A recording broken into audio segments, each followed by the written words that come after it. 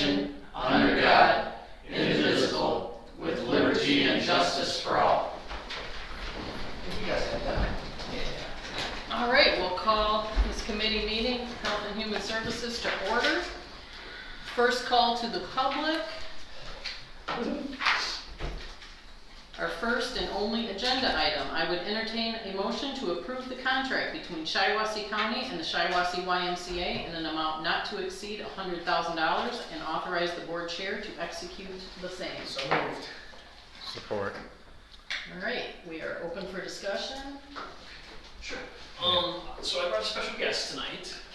With us from the health department is Grace, our health educator. And she's sort of the subject matter expert on this whole project. She and Jody have really been taking the lead on this. This funding comes from that MSU Rural Health Grant that you guys accepted a few months ago. And Grace is going to give a real brief overview on what we're planning to do with that money, and then any questions that you might have. So this is Grace. Hi everybody. Hi, Grace. For inviting me, Larry. So really this grant funding is going to be used to be put back into the community to host newer existing events while also trying to increase vaccine rates in Shiawassee County. As the COVID-19 pandemic, we really saw a decline in vaccination rates across the lifespan. So this money will be used to educate community champions, to have peer-to-peer conversations and support regarding vaccinations. They can help answer questions and all of those types of things. So really this is just a way to support vaccines going out into the community. We're partnering with the YMCA because sometimes the health department isn't seen as the trusted source, so we wanted to co-administer the grant with someone that's seen as a community hub, and there's trust with the public there, so that's the reason that we chose the YMCA to be our co-grant administrator. That's kind of a really brief overview, but I'll entertain any questions that you guys have for me. So the $100,000 is coming from MSU. Yes, yep, it was through the Rural Center for Michigan Health that was distributed to the local health departments, and we're using some of the funding to go towards this mini grant program, and then we're also using some of the funds to embed a community health worker into the health department. Did we normally get this money? This is the first time that we've been awarded these funds. May I ask a question? Are is that $100,000, that is all money that will be, the Y is serving as a fiduciary, is that correct? Of that money for the most part? I mean, I'm sure they're probably collecting an administrative fee or something, but that $100,000 will go out to other organizations and agencies that will be Yes, yep. hosting these events, is that, am I right about that? Yes, so the Y does have an administration fee, and then the rest of the monies will be distributed within the community depending on how many applications that we receive. Grantees can get anywhere from $5,000 to $7,000 for these efforts. And so they're events to promote getting your vaccine like there, right?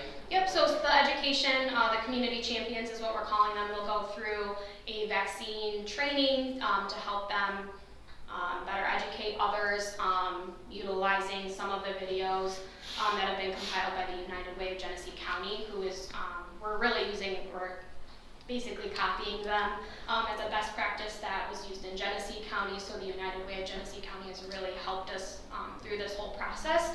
So they've had success in another county, so we're trying to recreate this process here. Hopefully we will have the same success. But they really are going to be able to use the education that they're receiving through the health department to, again, peer-to-peer education and support regarding vaccinations. And if I understood it correctly from Health Board, it's not just the COVID vaccine, it's Yep, a so broader- the COVID-19 vaccine will be available. They can also choose flu if their event is more for like children, then they can have some childhood vaccinations, and as well as seniors. So there's a couple different vaccines that they can choose to have at their event, and if they're having multiple events, that doesn't mean that they have to have vaccinations at each event, they just at least have to have it at one. So education prior to the event, education during the event, and then the on-site vaccination. some of the events, like, just to use it for instance, like the Council on Aging, they do like a bingo party or a Valentine's thing or whatever. They could get some grant money to turn that event into that plus a vaccination event, and this grant money would help them with the event and with promotion and all, education and all of that. Yep, so for example, if that was the thing that they decided to do, some of the money could maybe be put into their advertisement for their county newsletter that gets dispersed to however many seniors that get that newsletter, which I know is probably a hefty amount of seniors in our community. They could use some of the money towards that. They could say, hey, we want to have a guest presenter, and maybe use some of the money that way. And then, hey, in 3 weeks we're going to be having a flu vaccination clinic, so come back down to the senior center, and that's when they'll be hosting the on-site vaccination. So lots of education, campaigns going towards not only COVID, but other vaccinations as well as we move into the winter months. Who are you like targeting? What's your goal? So we have the target audience as mostly our underserved populations. We're looking at racial and ethnic groups. We're also looking at some of our senior populations, and really geographical locations using the census tract and different maps that we've gotten from the state of where we need to focus our efforts.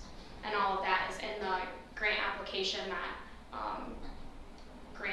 grantees will have to put into their application of who their target audience is and how they are planning to educate that target audience. 2 questions. What are, use the term community champions, and how will you measure success with this spending of this money? So grantees that are awarded will be required monthly to report back to the YMCA, who will then report the metrics back to us. And then the grantees will be chosen off of a rubric off of their application to make sure that they're, we're not just giving the money away, we want to make sure that they're hitting all of those buckets. Hopefully lastly, so we got $100,000 from MSU. Is there anything else this money could be used on other than this, or is this kind of what it's for? Or is there a wide range of different things, and this is what you guys maybe as a committee decided? So it could have been used for a couple of different things, but again, we consulted with the United Way and really are trying to put this money to good use. We really also want to engage the community. This is putting it back into the community for What are some other ways that you could use the money? we could have used for just the MSU grant, you mean? Yes. We could have hired a school nurse. Embedding a community health worker was the track that we decided to go. And then there was one other that I can't remember the third one. The school nurse option would have been desirable, but it's one-time funding, It's a so one-time I'm not gonna funding, do that. I'm not gonna put a nurse in for a year unless I have a continuous source. Yeah, that's unfortunate, because as soon as she said school nurse, I'm just like, wow, that would be That's what great. everybody needs and wants. I'm still working on that though. Other ways. And children vaccination is a very good goal too. All right. We already find all right anyway, that would take a job. Oh, was there one more thing? Yeah. there was, but unfortunately I can't remember what the third one was. So Sorry to put you on the spot. No, that's The okay. grant was more than $100,000 though, right? Yes, So yep, this is part of just it one is part one of the part. grant. Yep, we're using, like I said, we're embedding 2 community health worker, well, 3, and for staff training to have that Is training, there a time limit on the spending on the? May 2023, so we have. I'm good, thanks. Just- Very good. No, that's a good question, because I don't know, to me it feels a little vaccine pushy, but you guys know better than I do.